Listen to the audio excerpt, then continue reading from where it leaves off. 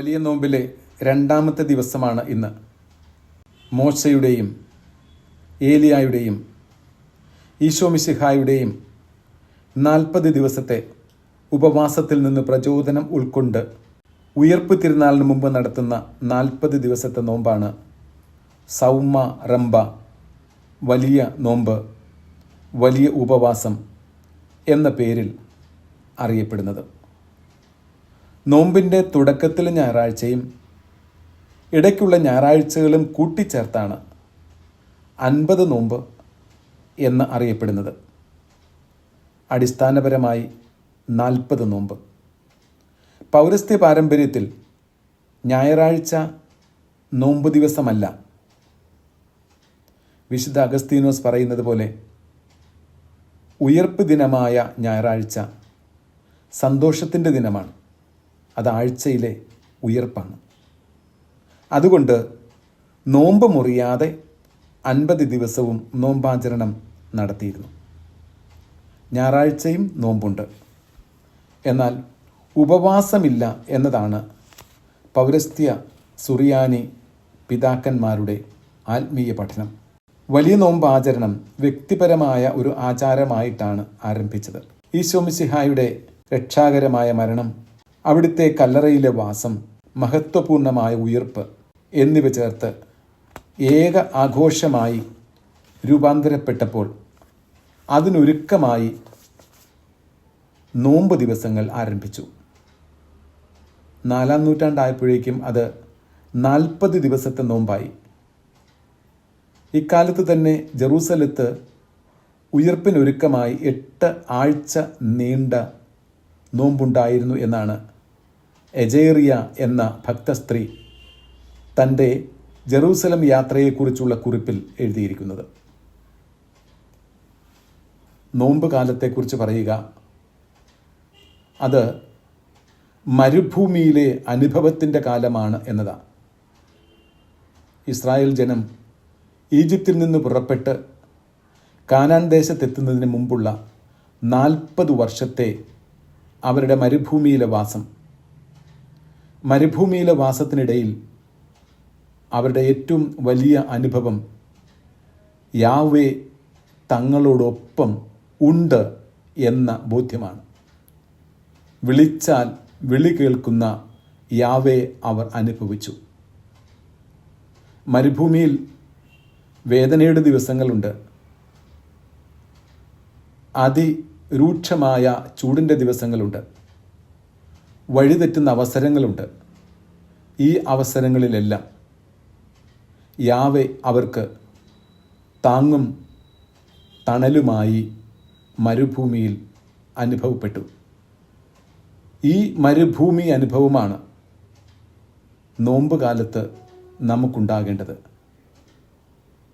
ഈശോയെ വിളിച്ചപേക്ഷിക്കുന്ന കാലം, അവിടുത്തെ അനുഗ്രഹങ്ങൾ കൊണ്ട് നിറയപ്പെടേണ്ട കാലം.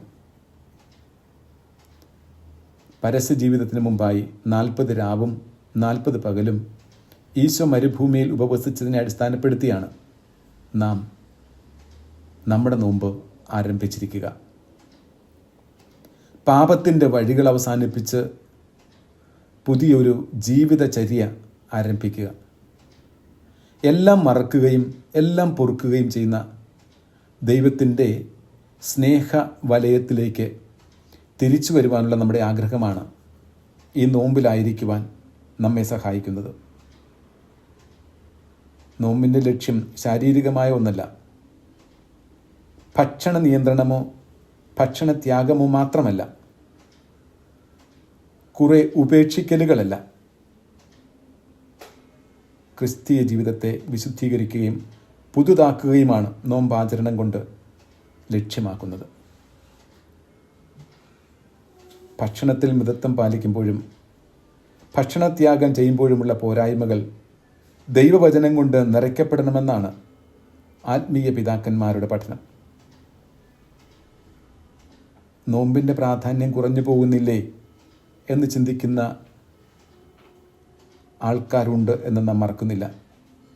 അവർക്ക് മറുപടിയായി പോൾ 6 മാർപ്പാപ്പ ഇങ്ങനെ പറയുന്നു: നോമ്പുകാലത്ത് ഭക്ഷണം, വിനോദം എന്നിവയിൽ വ്യക്തിപരമായ നിയന്ത്രണമാണ് ആദ്യത്തേത്. രണ്ടാമത്തേത് സഹജീവികളോടുള്ള ഉപവിയാണ്. മൂന്നാമത്തേത് നാനാവിധത്തിൽ കഷ്ടത അനുഭവിക്കുന്നവരുടെ നേർക്കുള്ള അനുകമ്പയും മറ്റുള്ളവരോട് ക്ഷമിക്കാനുള്ള സന്നദ്ധതയുമാണ്. ദൈവവചന പഠനത്തിലൂടെ കർത്താവിങ്കിലേക്ക് തിരിച്ചു വരികയാണ് ഏറ്റവും പ്രധാനപ്പെട്ട കാര്യം. ഫ്രാൻസിസ് മാർപ്പാപ്പ ഈ ദിവസങ്ങളിൽ തൻ്റെ രോഗശയ്യയിൽ തന്നെ ഇങ്ങനെ പറഞ്ഞു: മറ്റുള്ളവരിലേക്ക് നോക്കി അവരെ മനസ്സിലാക്കുന്നതാണ് നോമ്പിൻ്റെ ചൈതന്യം. ഇതാണ് നോമ്പിൻ്റെ ചൈതന്യം. ദൈവവചനം മനനം ചെയ്യാനുള്ള പ്രധാന അവസരമായ നോമ്പുകാലത്തെ നാം പ്രയോജനപ്പെടുത്തണം. തിരുവചനത്തിൻ്റെ അന്ത്യോന്മുഖാർത്ഥം സ്വായത്തമാക്കാൻ വചന പഠനം ഉപകരിക്കണം. തിരുവചനത്തിലൂടെ കർത്താവ് ആരാണെന്നും ഞാൻ ആരാണെന്നും കർത്താവിൽ നിന്ന് എത്രമാത്രം അകലത്തിലാണ് ഞാനെന്നും കണ്ടുപിടിക്കണം. നാം വിശുദ്ധ ഗ്രന്ഥം വായിക്കുമ്പോൾ വിശുദ്ധ ഗ്രന്ഥം നമ്മെയാണ് വായിക്കുന്നതെന്ന ബോധ്യം വേണം. വിശുദ്ധ ഗ്രന്ഥം ഒരു കണ്ണാടി പോലെയാണ്. അത് വായിക്കുമ്പോൾ നമുക്ക് നമ്മെ തന്നെ അവിടെ കണ്ടുപിടിക്കാൻ സാധിക്കും. കുരിശിൻ്റെ പ്രസക്തിയും എൻ്റെ ജീവിതത്തിൽ കുരിശിനുള്ള പ്രാധാന്യവും നോമ്പ് കാലത്ത് മനസ്സിലാക്കണം. തിന്മ നിറഞ്ഞ ലോകത്ത് കുരിശിന് സാക്ഷിയായി നിന്നുകൊണ്ട് നന്മ ചെയ്യാനുള്ള ശക്തി നോമ്പ് കാലത്ത് നാം ആർജിക്കണം. കർത്താവ് രക്ഷകനും നാഥനുമാണെന്ന തിരിച്ചറിവിലേക്ക് വളരുവാൻ നോമ്പുകാലം സഹായിക്കണം. അതിലൂടെ തുടർ ജീവിതത്തിനുള്ള ശക്തി സംഭരിക്കണം. ഇതാണ് നോമ്പുകൊണ്ട് സഭ മനസ്സിലാക്കുന്നതും ലക്ഷ്യം വയ്ക്കുന്നതും.